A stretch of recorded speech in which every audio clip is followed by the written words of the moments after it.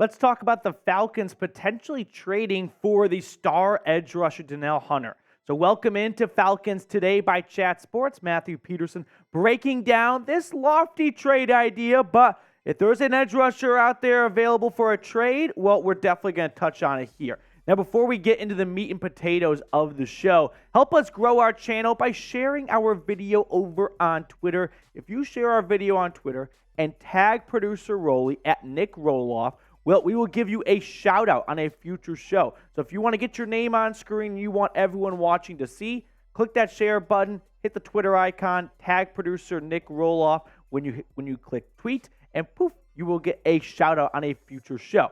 Now, let's talk about trading for Danielle Hunter. So there are some trade buzz and some trade rumors around the former LSU Tiger. And you know at this point at the channel, if there is an edge rusher that could be available, we are definitely going to talk about it. So, like I said, there has been some buzz around Hunter potentially being available for trade.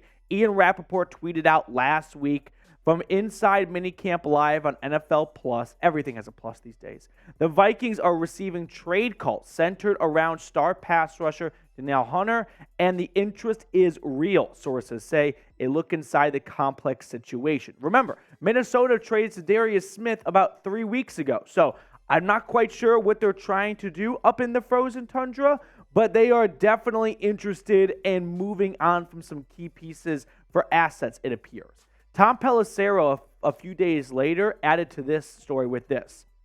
Three-time Pro Bowl defensive end Danielle Hunter plans to skip the Vikings' mandatory minicamp per sources. The sides haven't seen eye to eye on a new contract. Rap Sheet reported Minnesota has received trade calls, and now one of the NFL's top pass rushers is officially a holdout. He simply wants to get paid. He has been with the Vikings for his entire career so far. He's got a good contract, but maybe he doesn't feel it is what he is worth, as he was a very productive player for the Vikings the last 5 or so seasons when healthy, and that has not always been the case. I think he does deserve to get paid, and if the Falcons are the team that pays him, I am not going to be worried about them overpaying Hunter. Now, I did mention that he has not always been available. He missed the entirety of the 2020 season. Then the next year, he only played in 7 games. But last year, he got back to a full plate, and he put up 10.5 sacks. And go back to 2019, he had 14.5 sacks for a second straight season. He has been one of the NFL's, I think, most underrated edge rushers. Like, he's not in the Myles Garrett or TJ Watt, Aaron Donald type tier, but he puts up very similar numbers when he plays a full season. So if you can look past the health concerns with Hunter and you feel that you are getting a double-digit sack guy, this should be a no-brainer for a lot of teams depending on what the asking price is. So now share your opinion with me in the comments section. Should the Falcons trade for Danielle Hunter?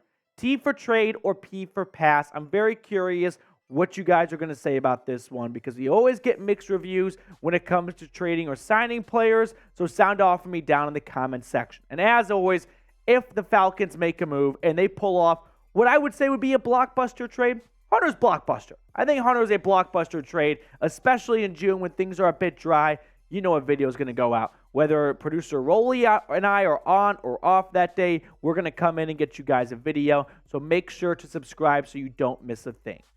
Now, there would be a transition-ish from he was a 3-4 defense last year in Minnesota, so he would probably be a defensive end. I don't think Ryan Nielsen would want to make him an outside linebacker, but you can never be quite sure when you get a guy who's been in a 4-3 for a long time in his career coming down to a 3-4. But you'd get a rotation with Calais Campbell, who would probably offer as a second player behind Grady Jarrett as well. I think you'd have Campbell, Onyemata, Jarrett, and Danielle Hunter having that 4-man rotation for a three-man defensive front.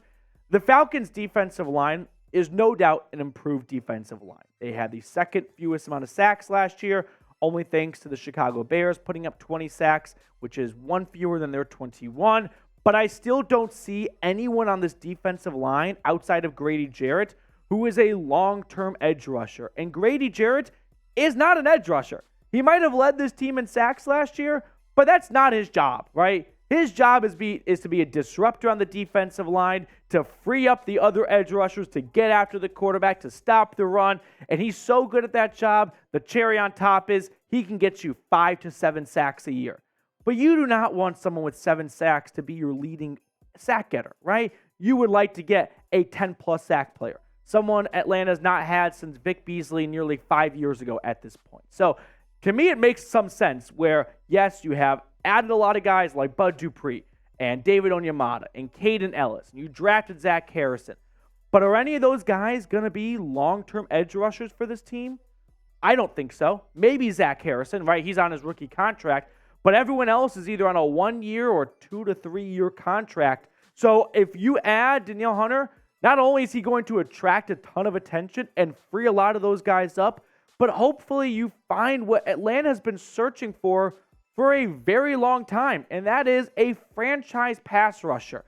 He could be that. In his career, 71 sacks, 7 forced fumbles, 85 tackles for loss.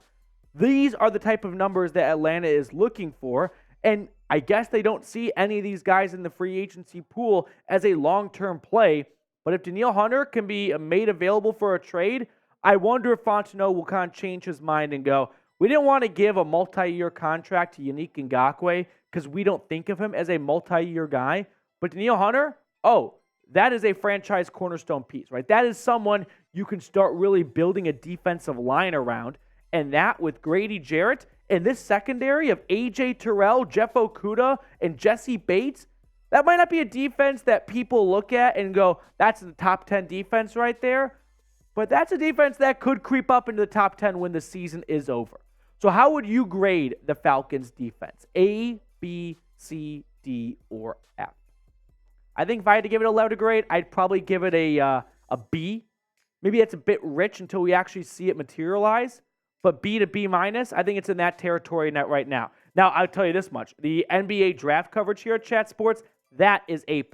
So if you want to go watch our NBA draft coverage this Thursday and not stick around for ESPN putting up Taco Bell commercials when a future MVP is getting drafted, well, hang out with the Chat Sports crew here this Thursday for the NBA draft, youtube.com/chatsportstv.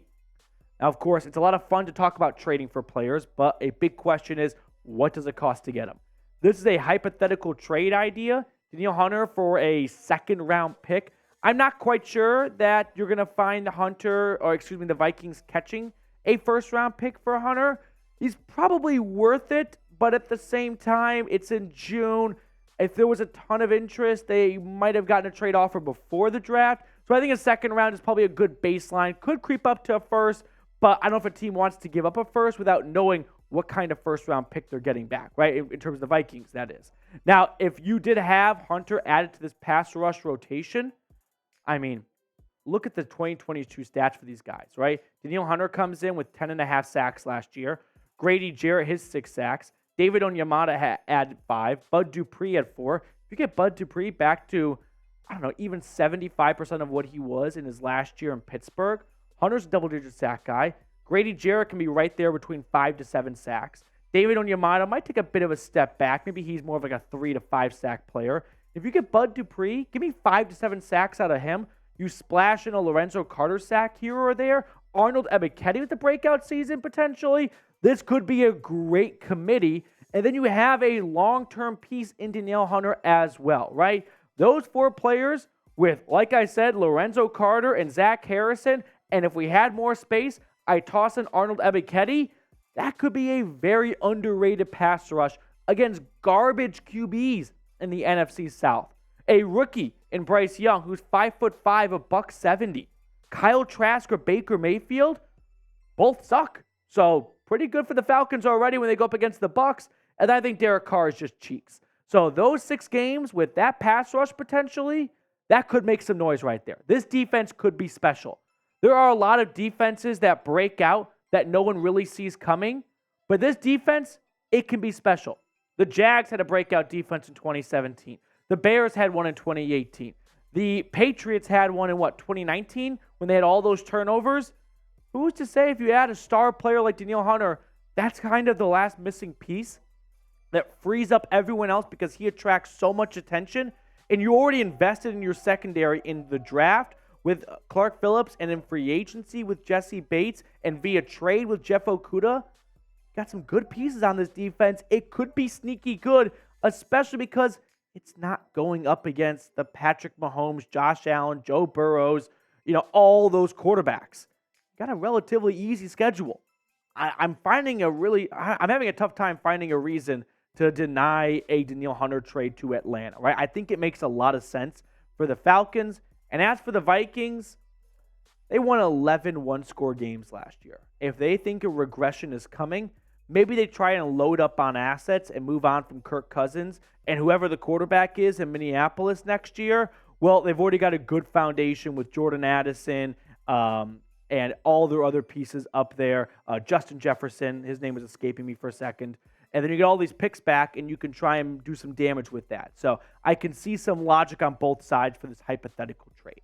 That's going to do it for today's show. We will sign off and see everyone later.